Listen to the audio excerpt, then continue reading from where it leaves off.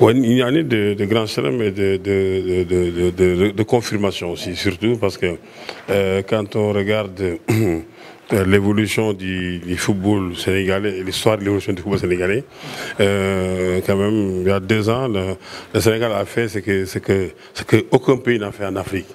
Mais pourquoi le Sénégal a pu faire ça? Parce que quand même, à un moment donné, les gens ont évalué.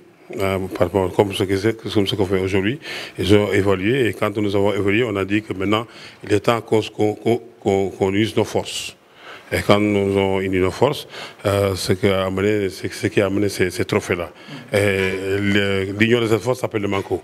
Le grand Manko aujourd'hui, le grand Manko de Ndamni a aidé, a participé à avoir ces trophées-là. Donc c'est pour ça que je pense qu'il est temps, et plus que jamais, est valable qu'on soit unis. Et maintenant, derrière cette union-là, il y a des stratégies avancées qui ont été développées par la direction technique nationale. Comme vous savez, bon, moi je suis bien placé pour en parler. Hein. À l'époque, on s'est regroupé au stade de Léopold Sédar Senghor sur les tribunes. Et maintenant, quand on a vu l'évolution, donc la fédération a pu mettre des centres d'entraînement, que ce soit Guéréo, que ce soit Touab Djalao, et transformer ces équipes nationales pas en sélection mais en équipe. C'est-à-dire que c'est des équipes qui pendant 3 mois, 4 mois sont quotidiennement préparées par les différents sélectionneurs. Ça demande un coût, ça demande beaucoup de moyens. C'est ce que le directeur technique Mayacine parlait tout à l'heure, que la fédération, par le président Augustin Senghor, n'a jamais lésigné sur les moyens pour mettre ces équipes-là sur orbite et que on sait qu'aujourd'hui, on ne parle même pas d'objectifs. Quand on fait signer un entraîneur, on parle des conditions de moyens, de performance pour gagner.